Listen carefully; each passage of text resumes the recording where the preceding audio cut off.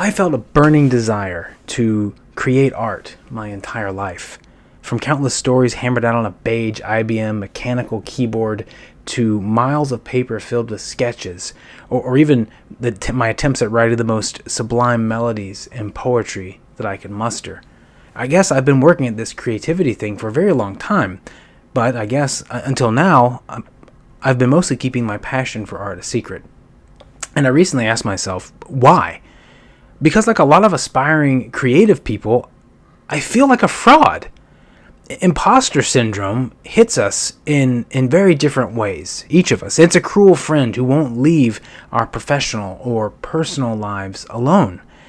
Great athletes, entrepreneurs, or world-class performers all suffer from the same lie that despite our best efforts, any fleeting success or accolades that we earn are at best a simple misunderstanding, or at worst, they're the work of a criminal mastermind. It's crippling, and it can destroy both our own work and the work of great geniuses. Imagine if J.R.R. Tolkien had listened to his own inner critic, instead of listening to the advice and consolations of his friend C.S. Lewis. The world and so many of our lives would be all the darker if we didn't have his epic work. I mean, I can say personally that his Lord of the Rings and all the related legendarium that I've dived into over the years, they've been one of my closest friends through many high and low points in my life. I've spent a lot of time over the past few months really thinking about my dream of creating and sharing my art with the world. And I've developed a simple, effective strategy for getting past the ogre of my own inner critic. I'm going to share it with you today. Do it anyway. Everyone is at some level creative. To be human is to be a creative person. I believe that we are most essentially human, and I mean human in the most true and beautiful ways. When we're contemplating reality, when we're writing, sculpting, painting, dreaming realities into life, places which the world would otherwise be all the sadder for them having not been dreamed into being. When we tell a tale, or when we imagine a new world, even we're not really escaping reality. We are in a real sense growing deeper into reality by looking at life or the human experience or human nature, the natural world even, through the lens of an exotic, through the lens of a different reality, which in some way, in some degree, relates to our own world. Works of art are, by nature, transcendent.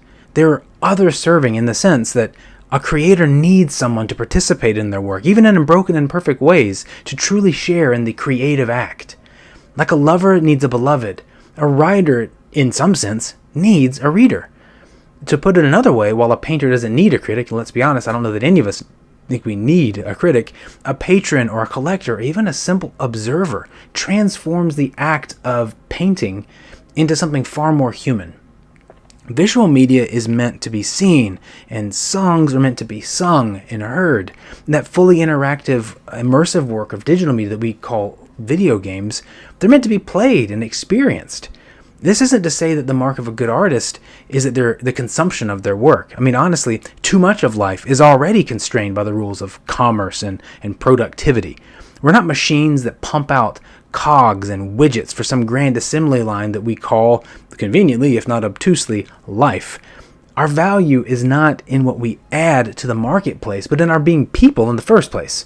So the artist, I think, is a kind of sign of contradiction to the world of cogs and ways and means. True, to survive, we do have to do a lot. We need food and water and shelter, at minimum, but we would never call a life lived barely scratching by at the bottom edge of the emotional, psychological, and spiritual poverty line a good life. So to thrive, we need more. Art, culture, and the freedom to explore meaning in the bedrock of reality are part of this necessary but more abstract part of being human. These things are central to living a good life. Maybe it's crude to consider it a kind of human life expanding fertilizer or something like that, but the freedom to in some small way experience the joy of leisure to contemplate who we are and who we want to be is, I think, essential. It's the essential ingredient to living a rich and meaningful life. Creativity is the glue that that binds together and, in a mystery beyond my best guess at human language, enlivens the link of our material and emotional well-being. People way smarter than me have talked about this stuff, so I'm not going to pretend to be something I'm not. I simply love finding beauty in unexpected places and in cultivating it like little hidden gardens around the landscape of my life. I think, to be honest, we all do. But the thing is, we're trained at a very young age to box up this impractical side of ourselves and to shun that creative urge that drove us to turn sticks into swords and trees into dragons in need of a good physical redirection. I'm obviously a romantic dreamer, right? I think we need our dreams and our visions to help us make sense of the longings and homesicknesses inside of us.